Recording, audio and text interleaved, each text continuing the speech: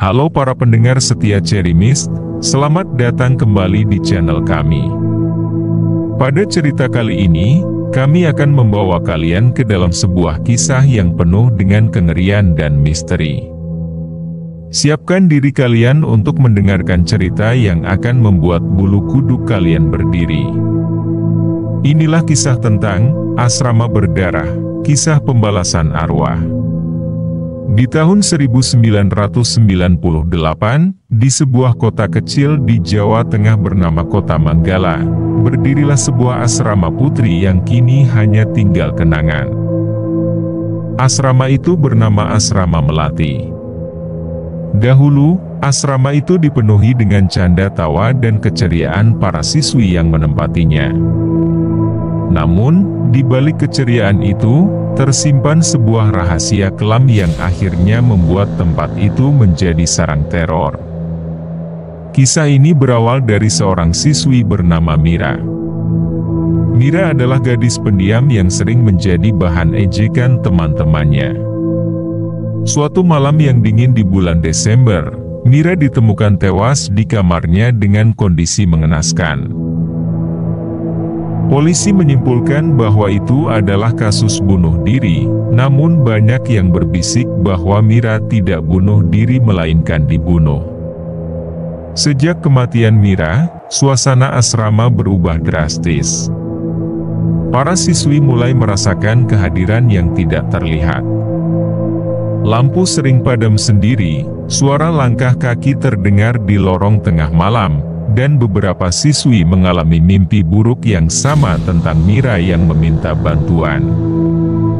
Suatu malam, Liana, salah satu siswi, sedang belajar sendirian di ruang belajar.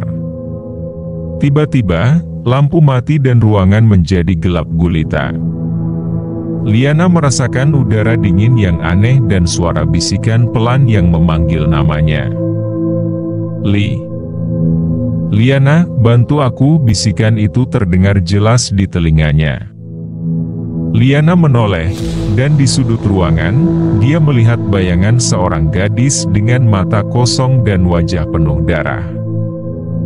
Itu adalah Mira. Liana berteriak histeris dan pingsan. Keesokan harinya, para siswi menemukan Liana dalam kondisi tak sadarkan diri di ruang belajar. Ketika Liana sadar, dia menceritakan apa yang dilihatnya. Beberapa siswi percaya, namun yang lain menganggapnya hanya imajinasi. Namun, kejadian serupa terus berulang. Satu persatu siswi mulai mengalami teror dari arwah Mira.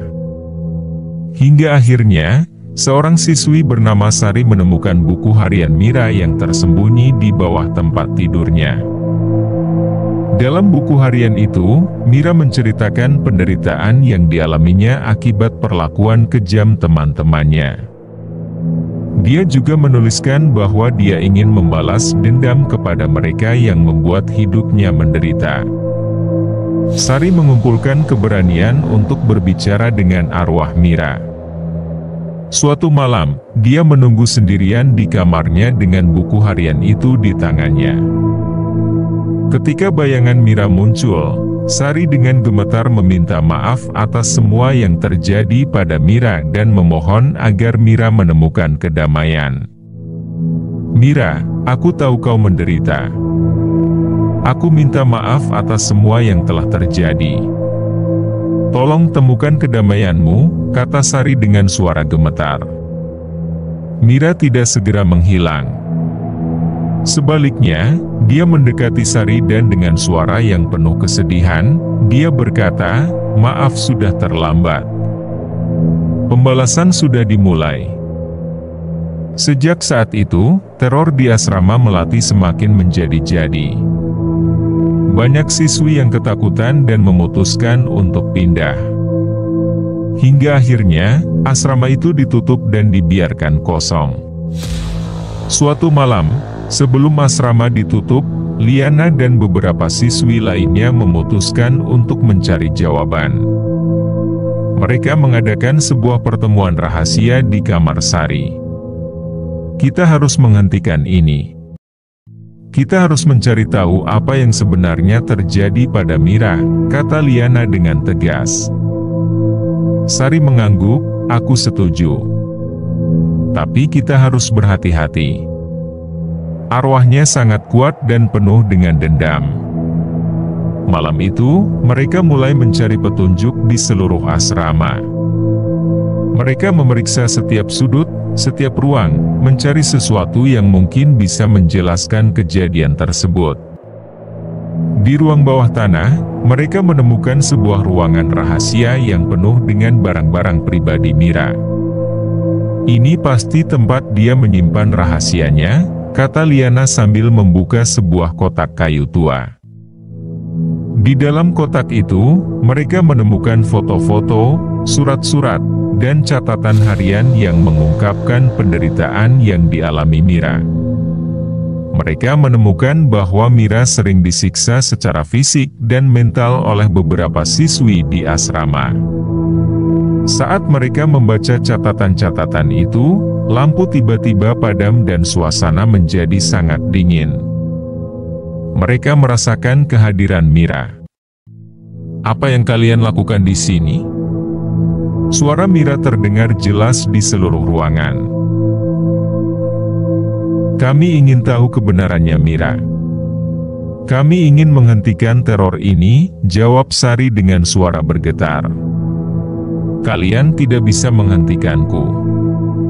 Mereka harus membayar atas apa yang telah mereka lakukan, jawab Mira dengan suara penuh kemarahan. Sari dan teman-temannya berusaha menenangkan Mira. Kami tahu kau menderita, Mira. Tapi ini bukan jalan yang benar. Kau bisa menemukan kedamaian tanpa harus membalas dendam. Mira tampak ragu sejenak, tetapi kemudian bayangannya mulai memudar. Kalian harus memberitahu dunia apa yang terjadi padaku. Hanya dengan begitu aku bisa tenang. Sari dan teman-temannya berjanji untuk mengungkapkan kebenaran dan memastikan bahwa keadilan ditegakkan. Mereka mengumpulkan semua bukti yang mereka temukan dan melaporkannya kepada pihak berwenang. Namun, sebelum mereka bisa sepenuhnya mengungkapkan kebenaran, teror terakhir terjadi. Pada malam terakhir sebelum asrama ditutup, Sari merasa ada yang tidak beres. Dia mendengar suara tangisan dari kamar Mira. Dengan keberanian yang tersisa, Sari mendekati kamar itu. Ketika dia membuka pintu, dia melihat bayangan Mira duduk di sudut kamar dengan air mata mengalir di pipinya. Mira, apa yang terjadi? Tanya Sari dengan suara lembut. Aku tidak bisa pergi, Sari. Mereka masih ada di sini, kata Mira sambil menatap ke arah cermin tua di sudut ruangan. Sari mendekati cermin itu dan melihat bayangan para siswi yang telah menyiksa Mira. Mereka terlihat marah dan penuh dendam. Kalian harus pergi. Biarkan Mira tenang, kata Sari dengan suara tegas.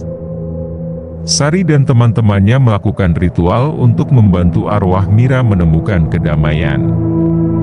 Mereka membakar barang-barang pribadi Mira dan berdoa untuk ketenangan jiwanya. Saat api membakar habis barang-barang itu, mereka merasakan suasana asrama menjadi lebih tenang. Keesokan harinya, asrama itu ditutup secara resmi dan dibiarkan kosong. Tidak ada yang berani mendekat, apalagi masuk ke dalam. Mereka yang pernah tinggal di sana masih dihantui oleh mimpi buruk tentang Mira. Dan setiap kali ada yang melewati asrama itu di malam hari, mereka bisa mendengar suara tangisan seorang gadis yang masih mencari keadilan di dunia ini. Asrama Melati kini berdiri sebagai bangunan tua yang ditinggalkan, dikelilingi oleh pepohonan tinggi dan jauh dari keramaian.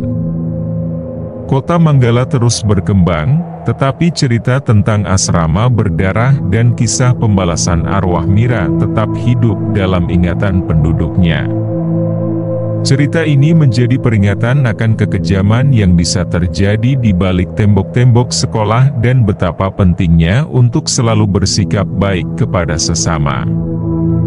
Karena di balik setiap tawa, mungkin ada penderitaan yang tidak terlihat. Terima kasih telah mendengarkan cerita Asrama Berdarah, kisah pembalasan arwah bersama Cherry Mist.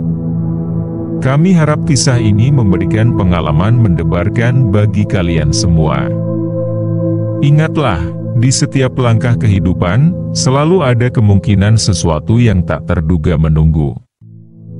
Tetap waspada dan jangan lupa untuk selalu mendengarkan Cherry Mist untuk cerita-cerita horor lainnya.